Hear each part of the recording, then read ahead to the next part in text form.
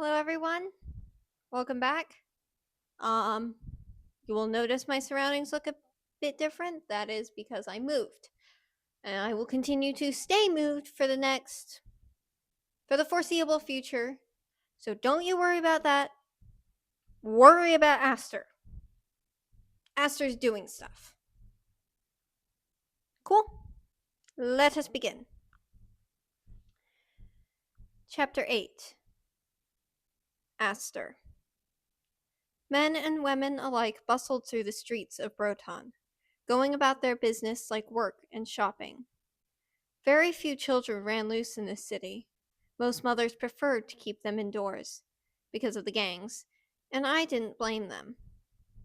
It was the middle of the day, but you never know it because the city was mostly built in a deep cavern under the ground. Parts of it expanded out into the light through the cavern mouth, but here the faint glow that reached us was our only indication of the days and nights. Past that inky darkness that hovered over us sat the great city of Willen, the capital of Skyra, and the lands the magnate ruled. Supposedly, it was the pinnacle of law, and while the peacekeepers did have jurisdiction here in Broton, no one ever saw them here.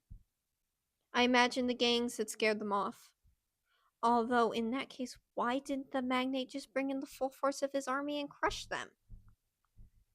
Then again, news was sometimes scarce in Broton. Who knew what was going on in the outside world? I shook my head. That wasn't important right now. We were on a mission, and I was going to find my brother's killer. I tied my hair back in my mother's scarf, the ends fluttering behind me, along with strands of hair from the force of my movement. My knives, beautiful engraved blades with soft, leather grips, were sheathed at my side, but I planned to hardly use them. When I was face to face with Lars Alfred again, I would destroy him with the full force of my power. Never mind the consequences. Talia hurried alongside me, bobbing up and down with the awkward gait left along with her limp.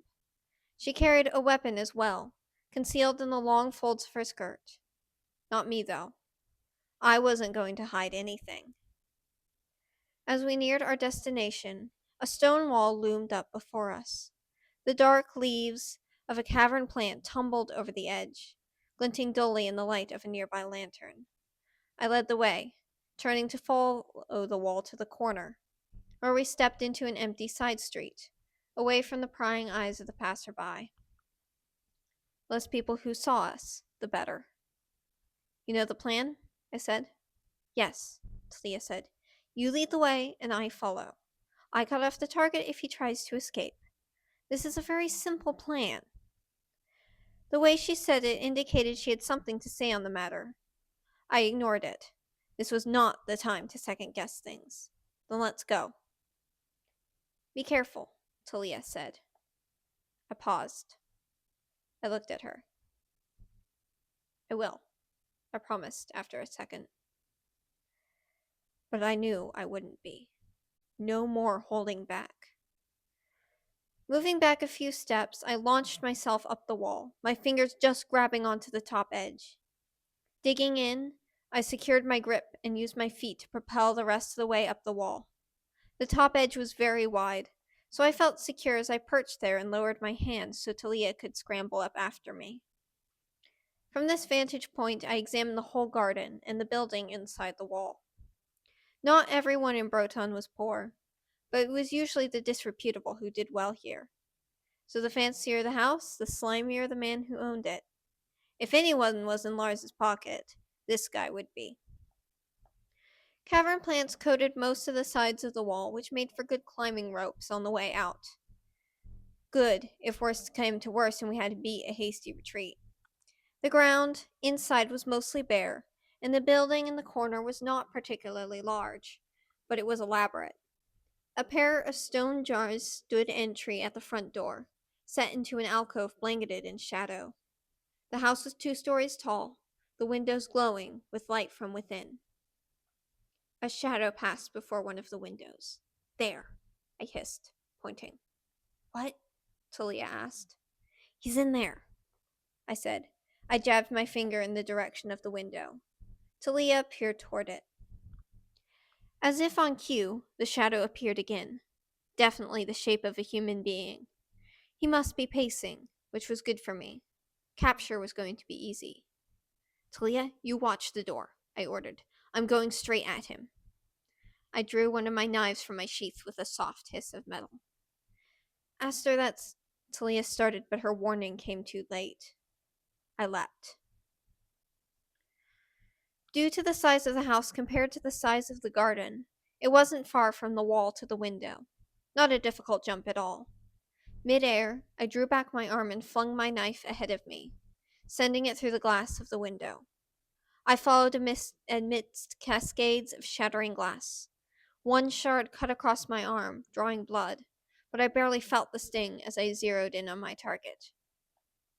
A sharp cry followed my entrance as I collided with someone and we both went crashing to the floor. I timed it perfectly.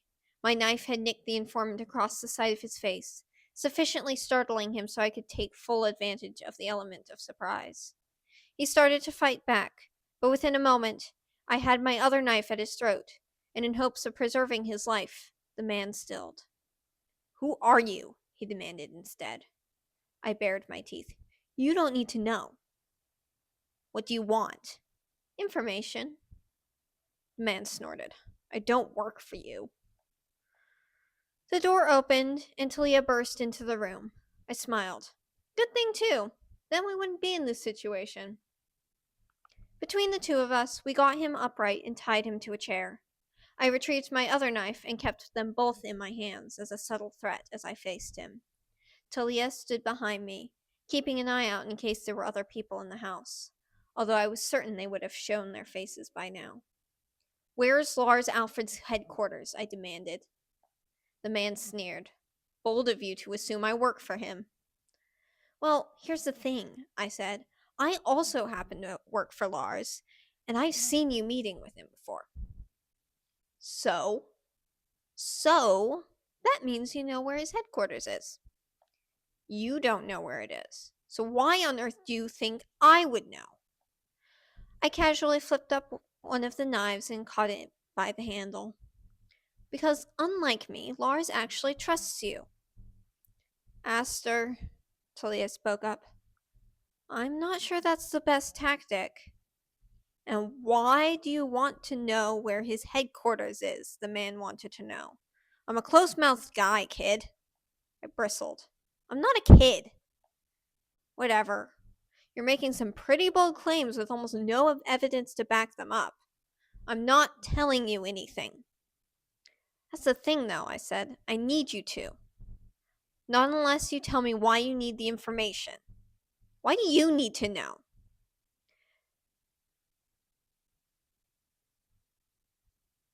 "You're not in a position to ask questions, though, are you?" He allowed a short laugh.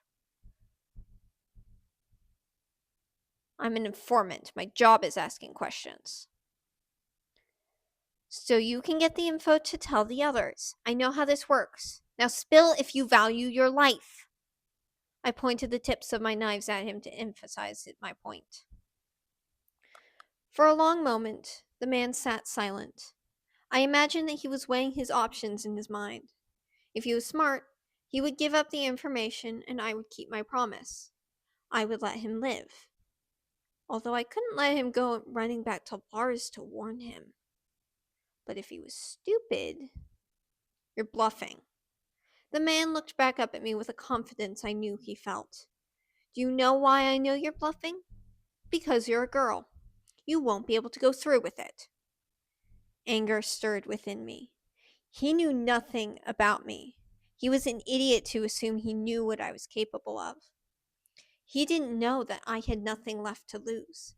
That hatred and anger were the only things driving me on. My hands tightened on my knives. I'm giving you one last chance. Tell me where the Darkheart's headquarters is." The man leaned as far forward as the ropes would allow him.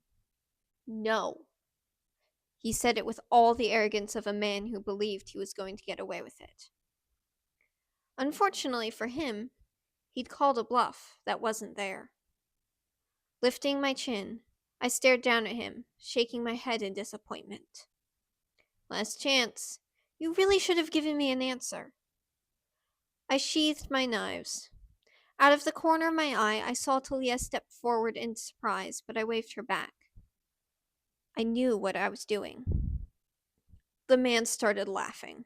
I knew you wouldn't do it. I tilted my head at him. Who said I was going to use my knives? With that, I closed my eyes and bowed my head. Already angry, the blackness within me reared up, ready to be unleashed at a moment's notice. I took a few moments to nurture the black flame so it rose up, ice and fire at the same time until every inch of me buzzed with the deathly energy. My eyes flashed open and I stepped toward the man. One bare hand reached out and landed on his head. His eyes went white. He gasped. His skin turned gray. His body went limp. I dropped my hand and everything went dark. Wait. Future Bethany here. By the time this video releases, Stepping Forward will be released and available for the world. If you are among those who have pre-ordered, thank you so much. That means a lot to me and the other contributors to this anthology. If you don't know what I'm talking about, Stepping Forward is an anthology of stories about the importance, fiction stories about the importance of treasuring childhood and growing up. These stories are very sweet and nostalgic, but they don't avoid the hard things. If that's something you sound interested in, then you should check it out. The link's in my bio. Okay, that's all for now. I will see you next time.